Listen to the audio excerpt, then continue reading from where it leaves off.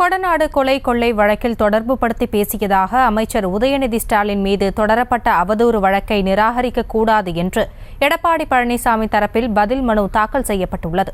இதுகுறித்த கூடுதல் விவரங்களோடு இணைகிறார் எமது செய்தியாளர் மதியழகன். வணக்கம். இந்த வழக்கு குறித்தான விவரங்கள். தமிழக அமைச்சர் உதயநிதி ஸ்டாலின் கடந்த ஆண்டு செப்டம்பர் மாதம் அறிக்கை ஒன்றை வெளியிட்டிருந்தார். அதில் சனாதனத்திற்கான அர்த்தத்தை அதிமுக பொதுச் செயலாளர் எடப்பாடி பழனிசாமி தேடிக் கொண்டிருப்பதாகவும், கொடநாடு கொலை கொள்ளை வழக்கில் இருந்து தப்பிப்பதற்காக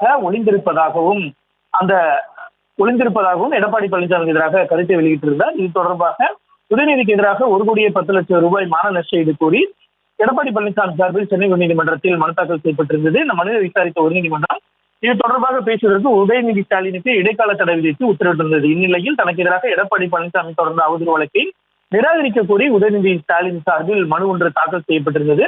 இந்த மனு நீதிபதி சதீஷ்குமார் முன்பு இன்று மீண்டும் விசாரணைக்கு வந்த பொழுது எடப்பாடி பழனிசாமி சார்பில் பதில் மனு தாக்கல் செய்யப்பட்டது. அதில் தன்னை பற்றி பேசியதை உதயநிதி ஸ்டாலின் ஒப்புக்கொண்டிருக்கிறார்.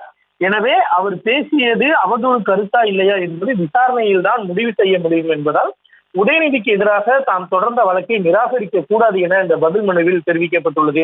இதனையடுத்து வழக்கினுடைய விசாரணையை ஏப்ரல் 5ஆம் தேதிக்கு ஒத்திவைத்து நீதிபதி உத்தரவிட்டிருக்கிறார். விவரங்களுக்கு நன்றி மதியழகன்.